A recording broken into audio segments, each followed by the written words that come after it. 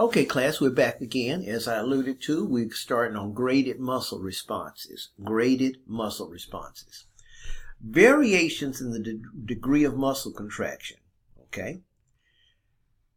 So we have variations in the degree of muscle contraction, and this is required for proper control of skeletal movement. So skeletal muscle movement. Think about you moving your arm or your leg. That's how you think about it in practicality. Think about you moving your arm or your leg. Okay. Responses are graded back by changing the frequency of stimulation. I'm going to call this a temporal summation. Temporal summation, the frequency of stimulation. Or changing the strength of the stimulus, a spatial summation. Okay? So we're gonna kind of talk on that. Okay. So right here, a single stimulus results in a single contractile response. That's the muscle twitch. Let's go with it. Latent period, here's the stimulus, latent period. See, it could be back here. If you could, on some muscles, you started the stimulus here, it'd be a longer latent period. But let's say here's the stimulus right there. Then you got a little latent period. Then you got the contraction because it's only one stimulus and a relaxation. It contracts and it relaxes.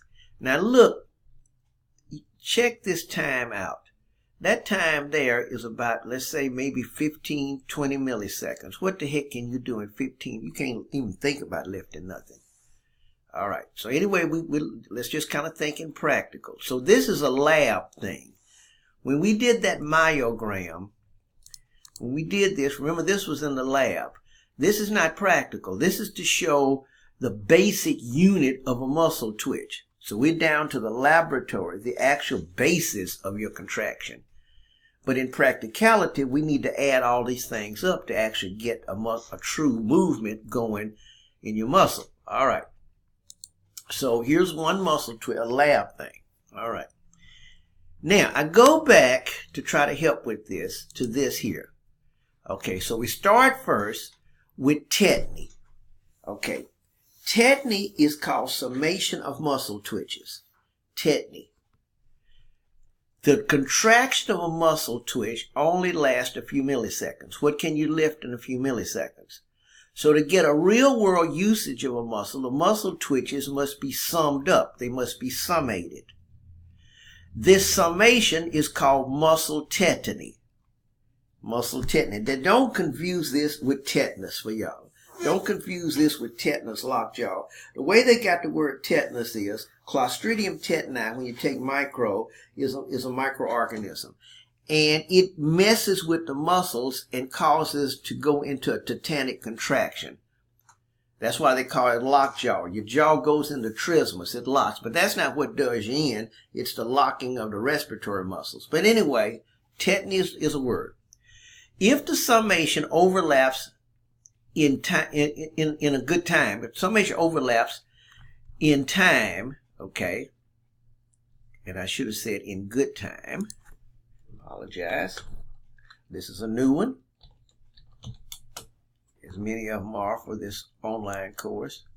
In good time, take that out, back, it is fused tetany. It's called fused or complete tetany.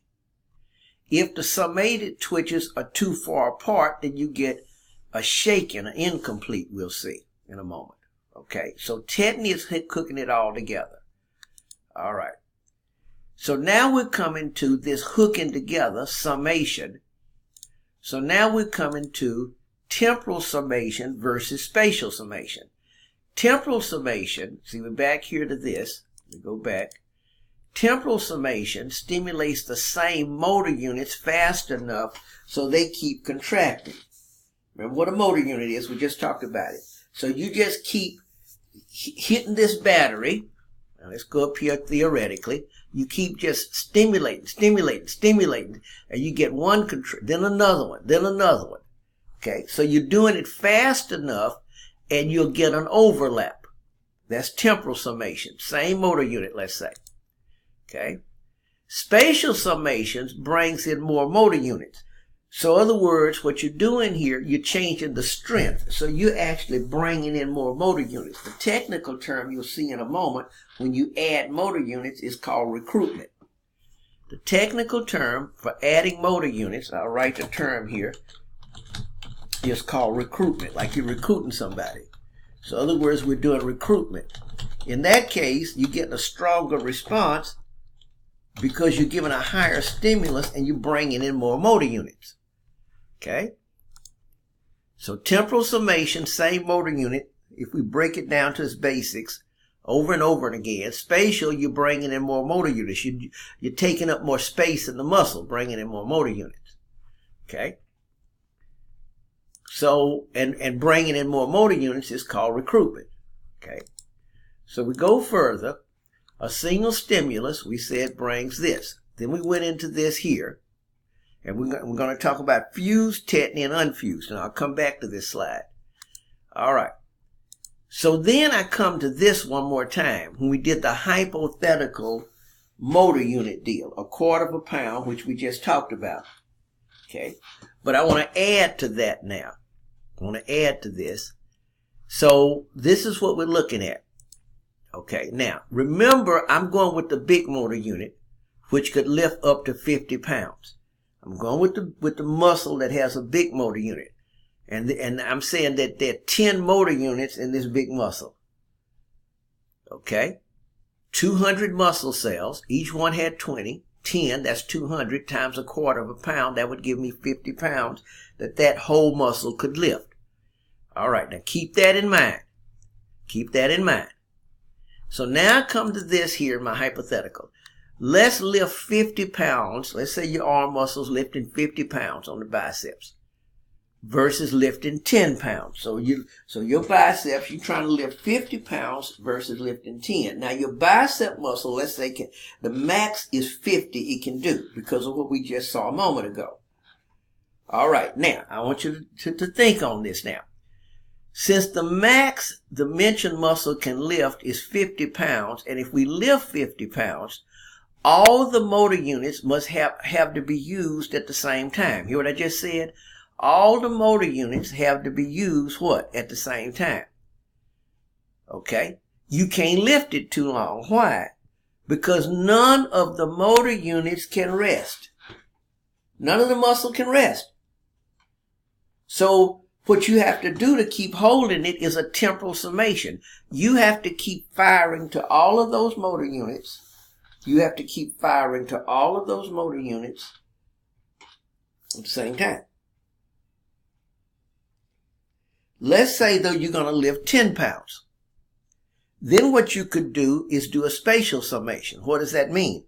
Throughout the muscle, the space, you could say, I'm going to let a few motor units work. Okay? And then I'm going to let a few more work because all I'm having to lift is 10 pounds. So in other words, if you look at it, you got 5 shifts. It's like doing shift work at the hospital. You've got 5 shifts because you can lift 50, but you're only lifting 10. But you just switching out motor units around the muscle. Motor units that have a chance to rest. Thus, you can lift that for a long time. That's why you can lift something a long time if it's lightweight, but you can't if it's heavyweight, if you can just get it up. Hopefully you kind of see what I'm coming with on this. Okay? So we have a temporal versus spatial summation. All right, let's come back here now. All right, we've seen that. We've seen this, fast twitch, slow twitch. All right. So now we come to this here. We come to this here. Now, first of all, there's a couple of things going on in this slide right here. Here's the stimulus. You get the first contraction. Now see, I keep stimulating this. See what I'm doing? I keep stimulating this. But I'm not bringing the stimuli close enough together. I'm going to come back to my ring stand. I'm stimulating this muscle, but I'm not bringing the stimuli close enough so that I am getting some relaxation time. I am getting some relaxation time. I am getting some relaxation time. So this is an unfused tetany. because the stimulus are too far and I'm getting time to get this here. All right. Now, I'm going to come here and I want to add something else to this. And that word there, if I can do it, is going to be something called trep. I'm going to put something in there. Trep. This is what we call the stair-step effect. Now listen to me. Trep is the stair-step effect. See, do I have this one? Trep is the stair-step effect. What that means, and listen to me well. Okay, the action potentials went down. They released some calcium from the terminal cisternae. The vacuum cleaner was on, pulling calcium back in the sarcoplasmic reticulum. So let's say you released 200 calcium ions. Okay, so only 200 troponin Cs could be saturated. But let's say the muscle cell had 1,000 of them. Only 200 could be saturated. That means you're not going to get the strongest contraction. Now let's look at that again. You did a stimulus. The action potentials went down and the T tubules sent 100 calcium ions out. But the muscle needs 1,000 calciums on 1,000 troponin Cs to get a maximum contraction. So you're not contracting the whole muscle because you're not saturating all the troponin Cs.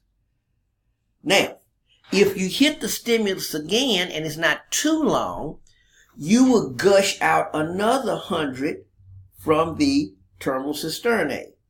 Now, of the first 100, let's say 50 had gotten sucked back into the sarcoplasmic reticulum, but you still have 50 out there to work. Now you just gushed another 100.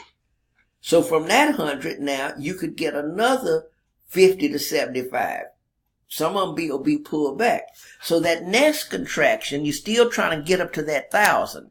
That next contraction is a little stronger because you have more calciums out there. Then if you do it again, you still have a little bit from the first hit, some from the second hit. Now you got the third hit. You kind of follow me going. Now, finally, you've gushed out enough till you have the whole 1,000, using my hypothetical situation. So now the contraction is as strong as it can be because now you can saturate all what? The troponin Cs. So trep is called the stair-step effect. The first one's weaker, the next one, the next one, the next one. So there are a couple of things on this drawing. One is to look at unfused tetany, because you're getting a little relaxation. And the other thing is trep, which I just mentioned in this situation. All right? Let's go a little further here. Okay? Now, if the stimuli, go back here, is fast enough, so I'm coming here, check this out, it's happening so quick, nothing can relax. See here, the stimuli are farther apart. I'm going to do this to show you versus this here. See, the stimuli are further apart. Here they're close together, so you're not giving that muscle time to do any relaxation. This is a complete tetanus. You're hitting it. Now remember, this is a temporal summation. Temporal summation, because you're hitting it in time. Temporal summation. But you're doing it so fast, you're not having time to let the muscle relax. So you're not trembling or shaking. Here, you're kind of trembling or shaking. Over here. You follow where I'm coming from? All right. So I'm going to start now. I'm going to end this one, and I'm going to start right here. Response to change in stimulus strength. See, this is recruitment. This is going to be spatial summation. All right. Let's stop here.